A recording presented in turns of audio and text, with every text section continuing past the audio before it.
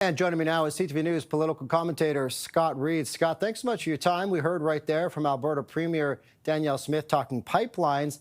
Does it seem like there's promising progress on supporting trade within Canada, getting some of these big projects underway, or trade with our other partners as well?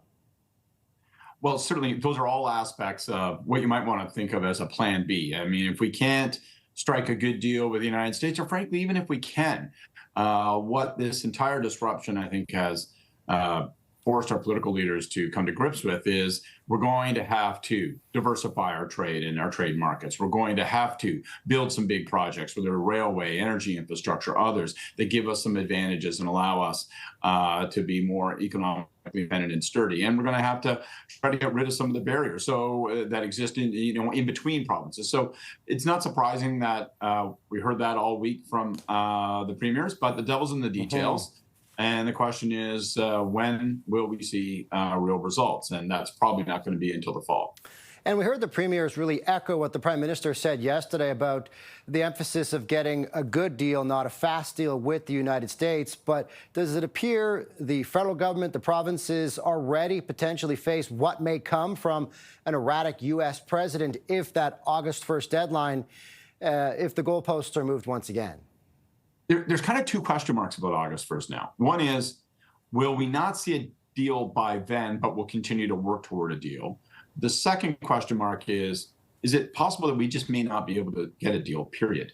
That there is no good deal to be had with Donald Trump. And you can see that possibility on both fronts, that the August 1st deadline is not written in stone, and that maybe there is no good deal to be had. You can see that possibility dawning on all of the ministers, all the first ministers, I should say, all the premiers and the prime minister. And you can see them collectively starting to temper Canadians' expectations for August 1st. And frankly, that is also happening from the United States, where they are saying, even as they strike deal with Asian countries like Japan and Malaysia, even as they say, well, August 1st is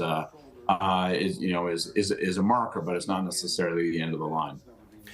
Of course, trade was front and center, but the Premier has also highlighted it seems their frustration with things like immigration and bail reform, amongst other issues. And it appears they had some strong words and statements for the Prime Minister about those topics in particular, as we heard from the Ontario Premier talk specifically about immigration. Yes, and you can toss in healthcare into that. And, wasn't it nice to hear the premiers get back to status quo? It was kind of a reminder of what it used to be like when the premiers would get together. They would beat up on the federal government, demand more cash. We want more control over immigration. Quebec will particularly lead that charge. And we want more cash for healthcare. We want more cash for this and that. And so, today on the final day, notwithstanding how much trade and Trump has dominated these discussions necessarily, it felt a little bit more like a traditional premiers meeting where they asked for more control and more cash. And so there's nothing surprising in that. CTV News political commentator Scott Reid. Scott, thanks so much. Appreciate it. Thank you, Scott.